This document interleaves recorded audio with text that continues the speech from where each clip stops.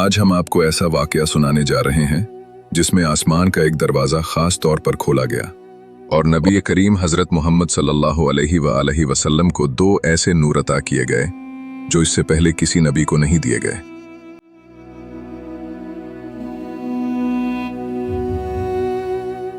बिस्मिल्लाहिर्रहमानिर्रहीम।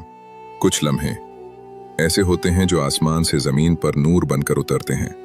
आज हम आपको ऐसा ही एक अजीम और रूह को हिला देने वाला वाकया सुनाने जा रहे हैं। ये वाकया है सूरह फातिहा और सूरह बकरा की आखिरी 2 आयात के उस अजीम तोहफे का जो बराह रास्त आसमानों से नबी करीम हज़रत मोहम्मद सल्लल्लाहु अलैहि वसल्लम को अता किया गया। हज़रत अब्दुल्लाह बिन अब्बास रज़ी अल्लाहु अन्हुमा से रिवायत है।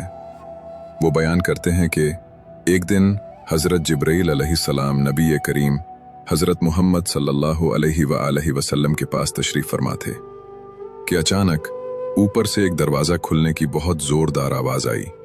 हज़रत जिब्राईल अलैहिस्सलाम ने सर उठाया और अर्ज़ किया, या रसूल अल्लाह सल्लल्लाहु अलैहि वसल्लम, ये आसमानों के दरवाज़ों में से एक ऐसा दरवाज़ा है जो आज से पहले कभी नहीं खोला गया, और उस दरवाजे से एक ऐसा फरिश्ता ज़मीन पर नाजिल हो रहा है जो आज से पहले कभी ज़मीन पर नहीं आया। फिर वो फरिश्ता नाजिल हुआ।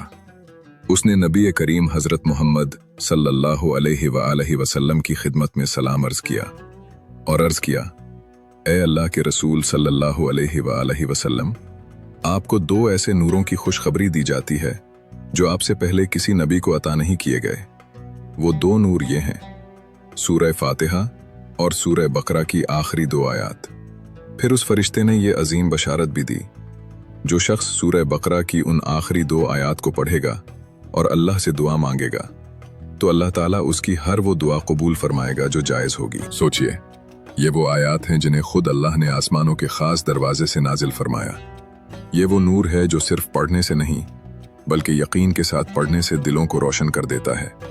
आखिरी नसीहत याद रखो, जब दिल बोझल हो, जब रास्ते बंद नजर आए, जब दुआ लबों तक आकर लौटने लगे, तो रात के सुकून में सूरह फातिहा पढ़ो और सूरह बकरा की आखिरी 2 आयात पढ़कर अल्लाह के सामने हाथ फैला दो, क्योंकि जिस दुआ के साथ ये नूर शामिल हो जाए वो दुआ खाली नहीं लौटती। अल्लाह हमें इन आयात की कदर करने, उन्हें यकीन के साथ पढ़ने और उनके नूर से अपनी ज़िंदगी रोशन करने की तौफीक अता फरमाए। आमीन या रब्बुल आलमीन।